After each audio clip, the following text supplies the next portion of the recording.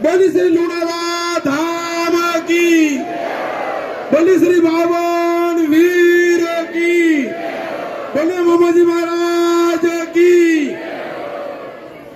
बहुत बहुत धन्यवाद।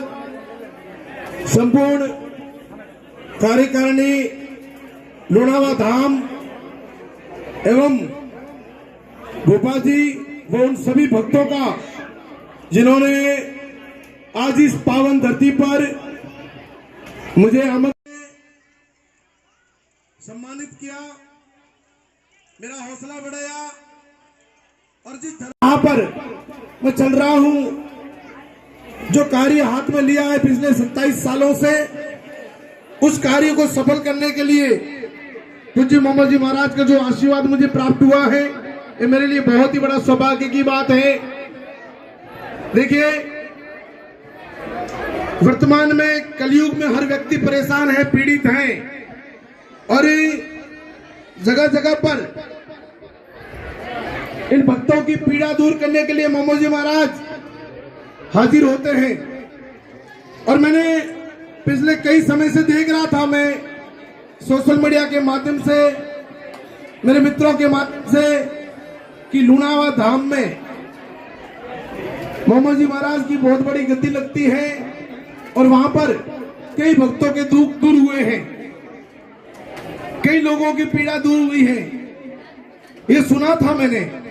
परंतु आज जिस तरह से ये जो जन सैलाब देख रहा हूं मैं, ये कहीं न कहीं इस कलयुग में एक आस्था का बहुत बड़ा प्रतीक है। आप सभी लोगों के दिल में, मन में एक बहुत बड़ा विश्वास है कि मैं लुणावा जाऊंगा और मेरी पीड़ा दूर होगी।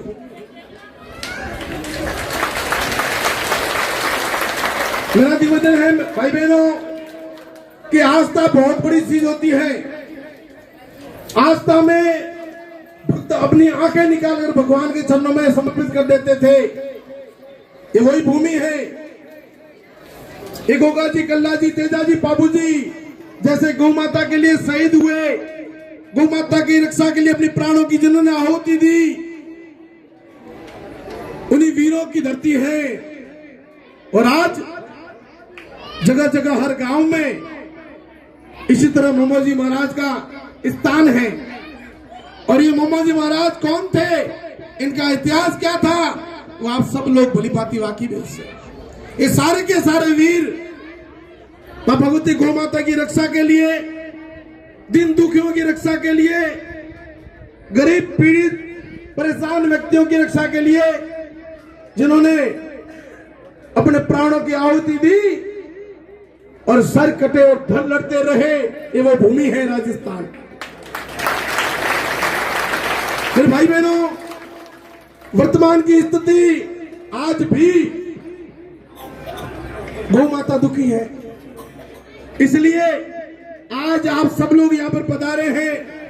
आप लोगों को एक संकल्प लेके जाना है। आपकी पीड़ा तो मामा जी महाराज दूर करेंगे, इसमें कोई संदेह नहीं, क्योंकि आपकी आस्था अटूट है। परंतु साथ ही एक संकल्प लेके जाना है कि आज से मैं अपनी कमाई में से, अपने जो पैसा है, धन है जो हम कमा रहे हैं, उसमें से कुछ हिस्सा गौ माता के चरणों में समर्पित करूंगा, गौ माता के चरणों में समर्पित करूंगी। यकीनन वादा करता हूं कि आप ये संकल्प लेके चले गए, क्योंकि मामा जी महाराज को गाय बहुत प्यारी थी। जिन्होंने गौ माता की रक्षा के लिए अपने प्राण दे दिए, तो विचार करो, आपने अगर गाय की सेवा हाथ में ले ली, गाय की सेवा का संकल्प ले लिया, तो क्या मामा जी महाराज आपकी पीड़ा दूर नहीं करेंगे? 100% करेंगे। इसलिए संकल्प लेके जाना कि मैं गौ माता की सेवा में अपने जीवन का जो कमाया हुआ हिस्सा है वो समर्पित करूंगा कुछ %। और मातृशक्ति से मेरा निवेदन है कि आप लोग वैसे तो पहली रोटी गाय को देते हो ना? कौन कौन पहली रोटी गौ माता को देते हैं? हाथ खड़ा करो।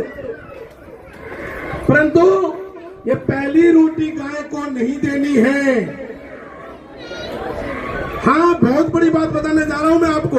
जब माइक हाथ में आ ही गया है तो बता ही देता हूं कि पहली रोटी गाय को देने का जो प्रावधान है, ये कुछ कथाकारों ने उसको तोड़ मरोड़ के आप लोगों के बीच में परोस दिया।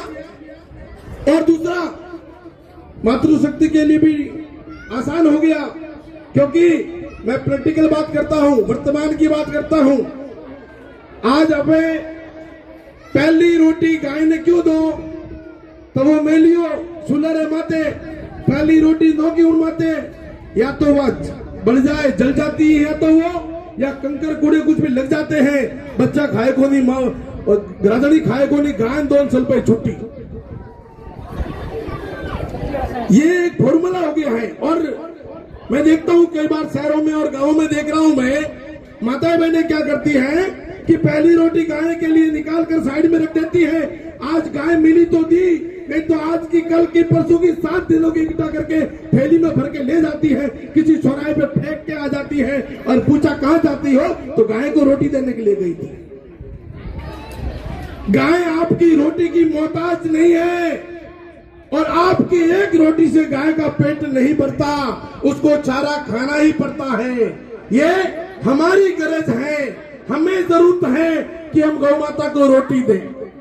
अब कैसे देनी है और क्यों देनी है? आप लोग बाजार गए, 1 किलो फल लेके आए, और वो फल आपने मिल बांट कर परिवार में खा गया। क्या कहोगे, क्या खाया? फल खाया। फल लाए तो फल ही खाया।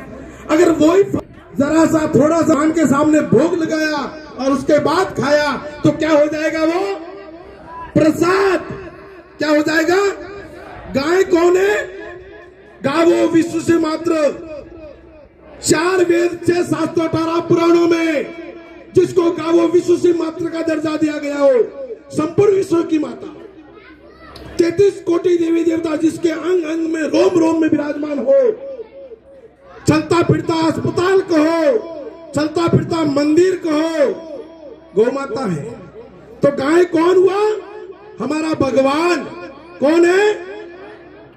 अगर हम अपने घर में भोजन बनाते हैं और उस भोजन में से पहली नहीं, दूसरी तीसरी कोई भी अच्छी रोटी देखकर, नंगे पांव थाली में लेकर, थोड़ा सा घी गुड़ लगाकर अगर गौ माता को पहले जिमाओगे और फिर पूरा परिवार भोजन करेगा, तो वो भोजन क्या बन जाएगा? प्रसाद। और यकीनन वादे के साथ कहता हूं कि जिस घर में हर रोज प्रसाद जिमा जाता हो, उस घर में तकलीफें नहीं आएगी। आपका कमाया हुआ धन पता नहीं किस स्थिति का आता है, परंतु अगर आप गौ माता को भोजन कराकर, गौ माता को प्रसाद ग्रहण करवाकर आप भोजन ग्रहण करोगे, तो यकीनन आपको कोई परेशानी नहीं आएगी। मैं ज्यादा समय नहीं लूंगा, मेला बहुत बड़ा है कि दुखियारे यहाँ पर आए हैं। मैं भगवती गौ माता से प्रार्थना करता हूँ, 52 वीरों से, मोमो जी महाराज से प्रार्थना करता हूँ कि जितने भी यहाँ पर भगत आए हैं, हे प्रभु, इन सबका दुख दूर करना, इन सबकी तकलीफें दूर करना, इन सबकी जो भी पीड़ा है सब हरना, और इन सबको सक्षम, समर्पित और एक ऐसा परिवार, ऐसा खुशहाल परिवार इन सबका बनाना जैसे इनको अपनी पीड़ा महसूस ही नहीं हो। और संकल्प लेके ये भी जाना कि आज आपकी अगर पीड़ा यहाँ दूर हुई है, तो एक संकल्प लेके ये जाना कि आप भी यहाँ से जाने के बाद कोई असहाय, कोई पीड़ित, कोई परेशान कोई व्यक्ति हो तो उसकी मदद जरूर करना। मेरे भाई बहनों, अगर आप किसी पीड़ित, किसी परेशान, किसी गरीब की मदद करोगे, यकीनन वो आपको आशीर्वाद देके जाएगा।